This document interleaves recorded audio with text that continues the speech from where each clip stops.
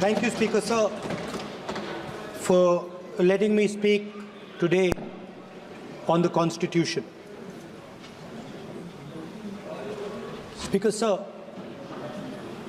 in my last few speeches, I spoke about the concept of Abhay Mudra, the concept of fearlessness, truth, and non-violence. And I showed the House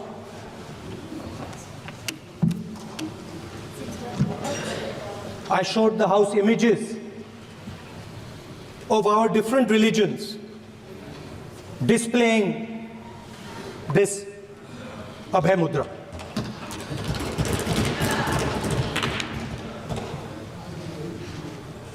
People call the Constitution the longest written Constitution in the world. But the Constitution contains a set of ideas from one philosophy of our nation, one central philosophical set of ideas of our nation. When we look at the Constitution and we open the Constitution, we can hear the voice and the ideas of Ambedkar, of Mahatma Gandhi, of Jawaharlal Nehru. But where did those ideas come from? Those ideas came from an old, profound tradition in this country. Those ideas came from Shiva, from Guru Nanak, from Basavana, from Buddha, from Mahavir, from Kabir, from a list of people. So when we speak of the Constitution and we show the Constitution, of course it is a document of modern India, but it could never have been written without ancient India and her ideas. So when we look at this Constitution, we remember this list of people, all different variations on the same idea. And in front of us stand the people who follow a very different philosophical tradition. And I want to start my speech by quoting what the supreme leader, not of the BJP, but of the modern interpretation of the ideas of the RSS has to say about the Constitution of India and about how he thinks India should be run. The worst thing about the Constitution, the worst thing about the Constitution of India is that there is nothing Indian about it.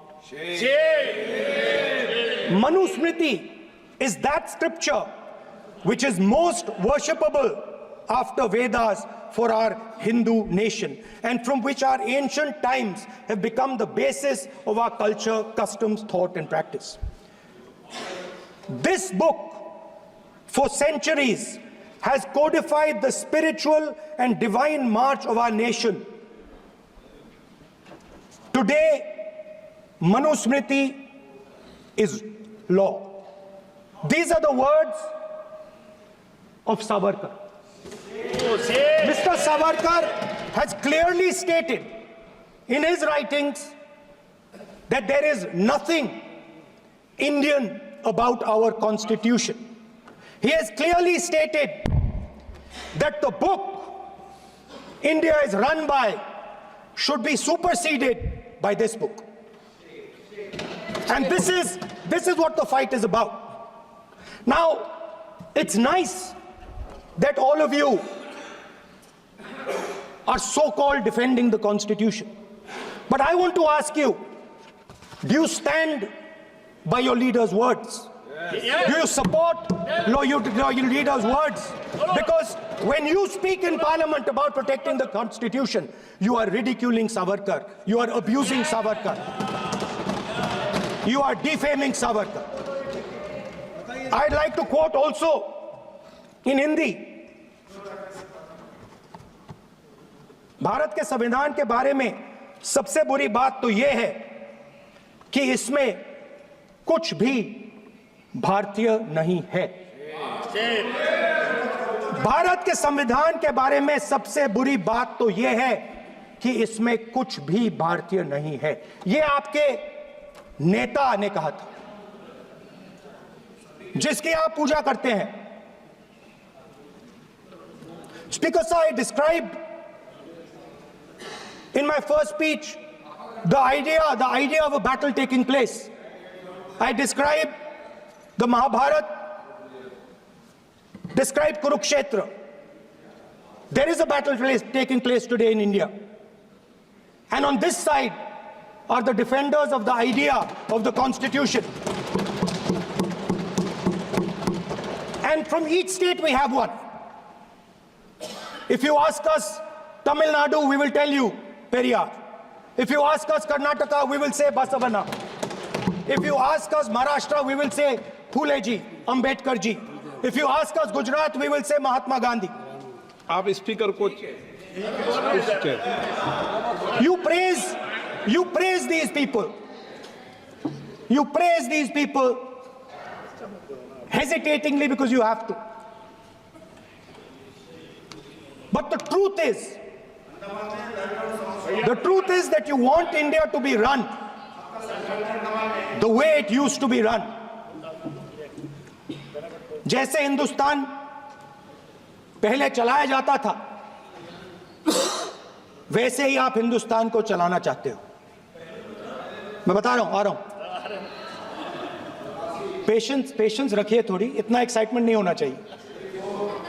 Speaker sir, जब मैं छोटा था दिल्ली में, speaker sir, Delhi के चारों ओर जंगल हुआ करता था। जो आज यहां रहते हैं उनको ताजुब होगा कि एम्स के बिल्कुल बगल में जंगल शुरू होता था। जहां रेलवे म्यूजियम है वहां पे जंगल शुरू होता था। वैसे ही जंगल में, दोनों नॉर्थ और साउथ, वैसे ही जंगल में हजारों साल पहले एक युवा, 6-7 साल का युवा, हर रोज सुबह उठ के 4 बजे उठ के, एक बच्चा, वाह बहुत बढ़िया, एक बच्चा 4 बजे उठ के तपस्या करता था। हर रोज सुबह तपस्या, हर रोज सुबह वो धनुष उठाकर तीर कमान चलाता था और घंटे उसने तपस्या की, सालों के लिए उसने तपस्या की।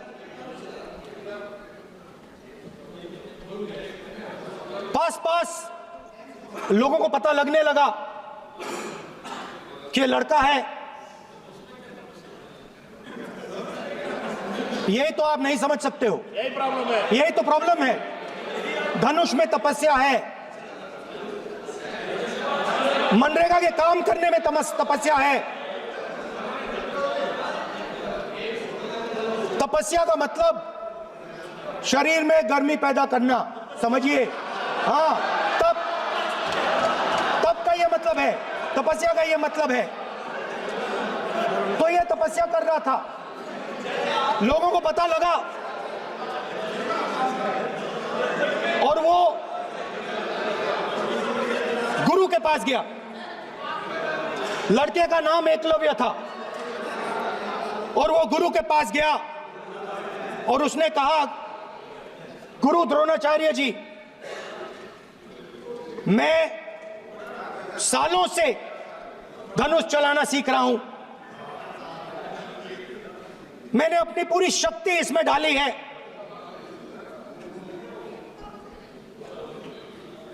आप मेरी मदद कीजिए। आप मेरे गुरु बनिए। द्रोणाचार्य जी ने एकलव्य को कहा कि आप ऊंची जात के नहीं हो, आप ऊंची जात के नहीं हो, आप द्विजा नहीं हो, मैं आपका गुरु नहीं बनूंगा, यहां से तुम चले जाओ। और एकलव्य चला गया। फिर से एकलव्य ने तपस्या शुरू की, फिर से तपस्या शुरू की। कुछ साल बाद द्रोणाचार्य जी और पांडव उसी जंगल से निकले। एक कुत्ता भौंक रहा था, कहानी आपने सुनी है, सुना देता हूं। कुत्ता भौंक रहा था, अचानक कुत्ते की आवाज शांत हो गई। द्रोणाचार्य जी और पांडव पास गए और उन्होंने देखा कि तीरों के जाल में कुत्ता फंसा हुआ था। मुंह में तीर था एक, हाँ, मगर कुत्ता तीरों के जाल में फंसा था। एक तीर मुंह में थी, शांत था कुत्ता, मगर कुत्ते को चोट नहीं लगी। एकलव्य ने अहिंसा के साथ कुत्ते को शांत किया था। द्रोणाचार्य जी आते हैं और एकदम पूछते हैं, तुम्हें यह किसने सिखाया? एकलव्य जवाब देता है, द्रोणाचार्य जी, यह मैं सीखा हूं, मैंने तपस्या की है, घंटों मैंने प्रैक्टिस की है।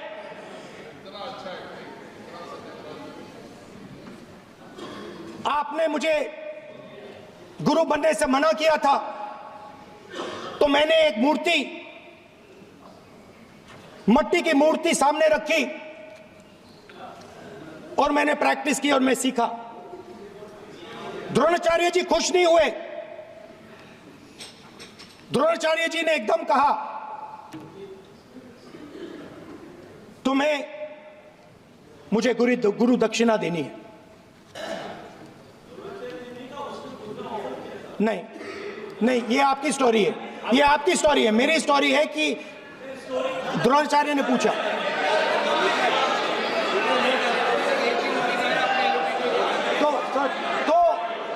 तो द्रोणाचार्य जी ने, Sir, the PM will not speak. You have to understand.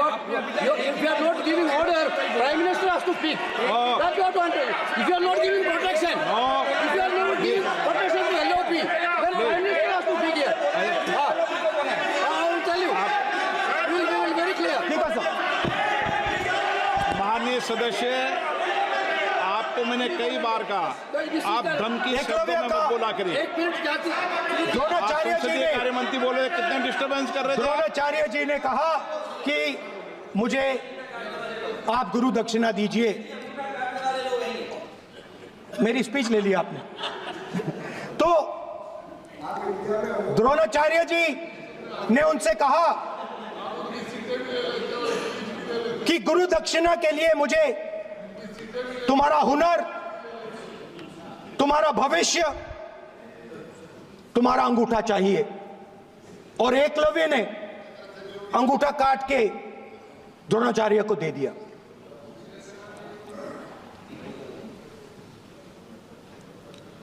यह अभय मुद्रा है। इसमें कॉन्फिडेंस, स्ट्रेंथ, निडरता कहां से आती है? हुनर से आती है, इस अंगूठे से आती है। ये लोग इसके खिलाफ हैं। जैसे द्रोणाचार्य जी ने एकलव्य का अंगूठा काटा, वैसे ही आप पूरे देश का अंगूठा काटने में लगे हुए हो। आप जैसे ही एकलव्य का, जैसे द्रोणाचार्य जी ने एकलव्य का अंगूठा काटा, वैसे ही आप हिंदुस्तान के युवाओं का, जैसे ही एकलव्य ने, ठीक है सर, जैसे एकलव्य का अंगूठा काटा गया, वैसे ही आप हिंदुस्तान के युवाओं का, सबका अंगूठा काटते हो। जब आप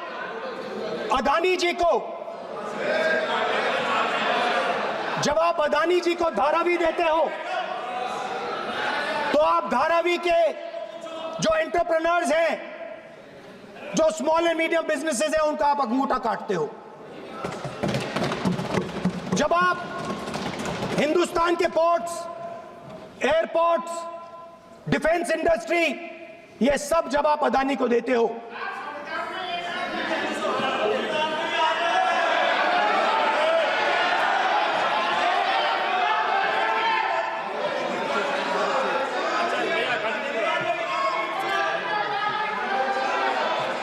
हिंदुस्तान के सारे जो फेयर प्ले बिजनेसेस हैं, जो ईमानदारी से काम करते हैं, आप उन सब का अंगूठा काटते हो जब आप अदानी की मदद करते हो।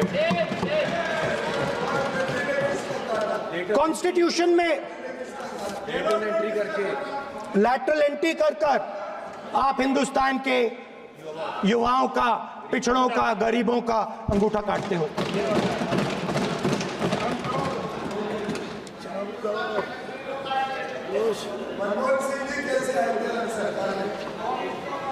सर, स्पीकर सर, जैसे एकलव्य ने प्रैक्टिस की थी, वैसे ही हिंदुस्तान के युवा सुबह उठकर 4 बजे उठकर अलग अलग एग्जाम्स की तैयारी करते हैं।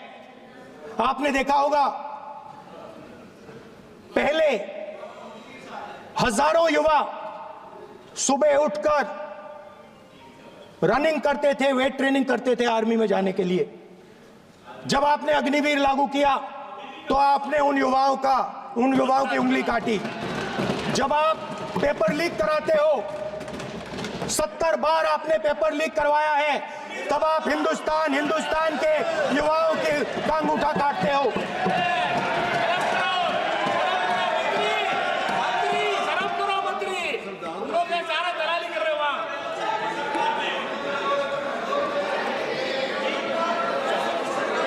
आज बाहर, दिल्ली के बाहर आपने किसानों पर टीयर गैस चलाया है, आपने किसानों पर लाठीचार्ज किया है। किसान आपसे एमएसपी मांगते हैं, सही दाम मांगते हैं, मगर आप अदानी को फायदा पहुंचाते हो, अंबानी को फायदा पहुंचाते हो और किसान का अंगूठा काटने का काम करते हो। देखिए, हम कहते हैं अभय मुद्रा, हम कहते हैं डरो मत, आप कहते हो हम आपका अंगूठा काट देंगे। ये फर्क है। एक तरफ कौन सर बोलिए। मेरे कहना है कि हम एक मिनट प्लीज बैठिए, आप बैठिए, प्लीज बैठिए, आप बैठिए। आज हम भारत के संविधान की 75 वर्ष की गौरवशाली यात्रा कर रहे हैं, और कर भाई ये चर्चा हुई थी कि हम संविधान की चर्चा करते समय उसकी उच्च कोटि की ये अपेक्षा है। आप स्पीकर सर,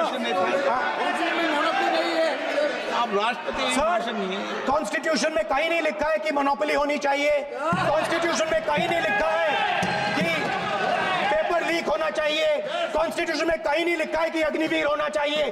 कॉन्स्टिट्यूशन में ये सब नहीं लिखा है, इसलिए मैं यहाँ रेस कर रहा हूँ। कॉन्स्टिट्यूशन में नहीं लिखा है कि हिंदुस्तान के युवाओं का अंगूठा काटना चाहिए, उनका जो हुनर है उनसे छीना जाना चाहिए।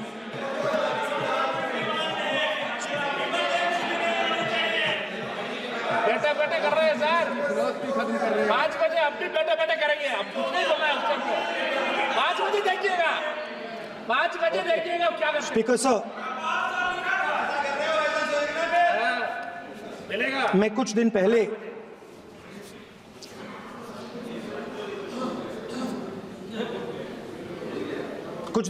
मैं हाथरस गया।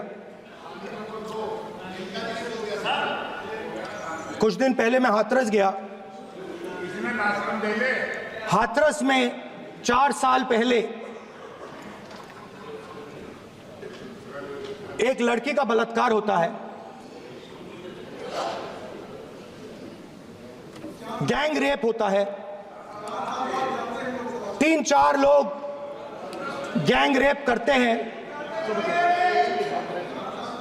मैं 2-3 दिन पहले उस लड़की के परिवार के घर में गया।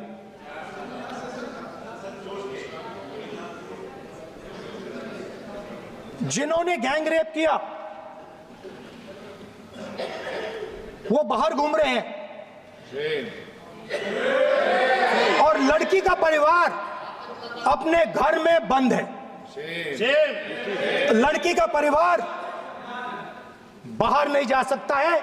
जो अपराधी हैं वो उनको रोज धमकाते हैं और वो बाहर घूमते हैं।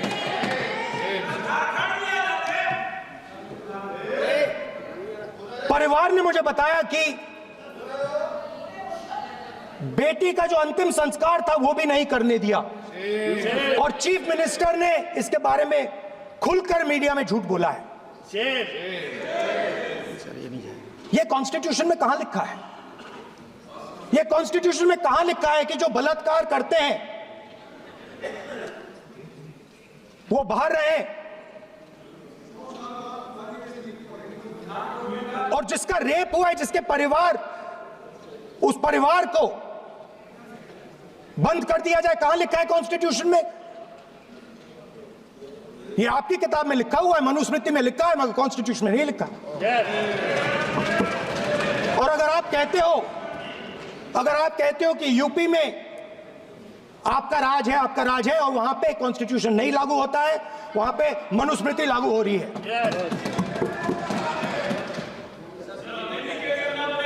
परिवार ने मुझे कहा कि यूपी की सरकार ने उन्हें वायदा किया था, कहा था कि हम आपका रिलोकेशन करेंगे, आपको कहीं और रहने की जमीन देंगे। आज तक 4 साल हो गए हैं, आज तक उनका रिलोकेशन नहीं किया गया है। और हर रोज उन्होंने मुझे फोटो दिखाई, वो बाहर निकलते हैं और जिन्होंने बलात्कार किया वो धमकाते हैं उनको। तो मैं इस हाउस में कहना चाहता हूं कि अंबेडकर जी के संविधान वाले लोग, इंडिया गठबंधन वाले लोग, हम सब मिलकर उस परिवार का रिलोकेशन हम करेंगे अगर आप नहीं करोगे तो। और हिंदुस्तान के हर गरीब व्यक्ति को हम ये कहना चाहते हैं, आपकी रक्षा कॉन्स्टिट्यूशन करता है और ये बीजेपी के लोग कॉन्स्टिट्यूशन पर 24 घंटा आक्रमण करते रहते हैं। कॉन्स्टिट्यूशन में लिखा है prohibition of discrimination on grounds of religion, race, caste, sex और place of birth. The state shall not discriminate against any citizen on grounds only of religion, race, caste, sex, place of birth or any of them. Some days back, youngsters from Sambal came to see me. Innocent people, they had done nothing. They were just, वो पास में थे, 5 लोगों को गोली मार के हत्या कर दी। ये कहां लिखा है कॉन्स्टिट्यूशन में? ये कहां लिखा है कॉन्स्टिट्यूशन में? तो लिखा है prohibition of discrimination of grounds of religion. और जहां भी आप जाते हो, एक धर्म को दूसरे धर्म से लड़ाते हो, नफरत फैलाते हो। कहां लिखा है कॉन्स्टिट्यूशन में? कहां लिखा है कॉन्स्टिट्यूशन में कि एक धर्म को दूसरे धर्म से लड़ाना है? कहां लिखा है कॉन्स्टिट्यूशन में कि दलित परिवार को बंद करके अंदर रखना है और उनके अपराधियों को बाहर घूमने देना है? कौन से कॉन्स्टिट्यूशन में लिखा है? मुझे दिखाइए।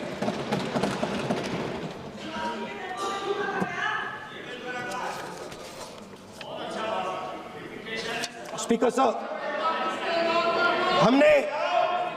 हमारी जो विचारधारा है, इंडिया गठबंधन की विचारधारा है, वो देश में कॉन्स्टिट्यूशन लाई है। हम सब मिलकर कॉन्स्टिट्यूशन की रक्षा करते हैं। अंबेडकर जी ने कहा था,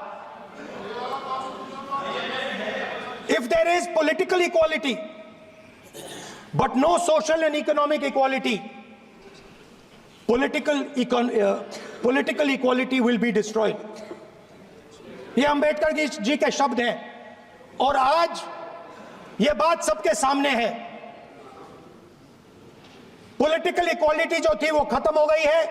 हिंदुस्तान के सारे इंस्टीट्यूशंस कैप्चर कर लिए गए हैं। सोशल इक्वालिटी नहीं रही, फाइनेंशियल इकोनॉमिक इक्वालिटी नहीं रही। इसीलिए हमारा अगला कदम जाति जनगणना होगा। हम देश को दिखाना चाहते हैं कि आपने किन लोगों का और कहां कहां अंगूठा काटा है।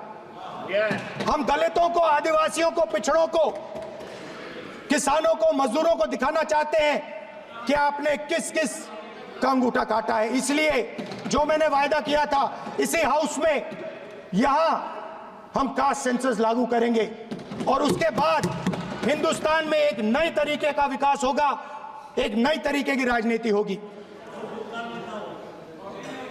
जो मैंने पहले कहा था, जो आपको अच्छा नहीं लगता है, 50% रिजर्वेशन, उस दीवार को हम यहां तोड़ेंगे। 50% रिजर्वेशन की दीवार और जाति जनगणना हम यहां करा के दिखाएंगे। आपको जो कहना है कर लो, कह लो। स्पीकर सर, बहुत बहुत धन्यवाद।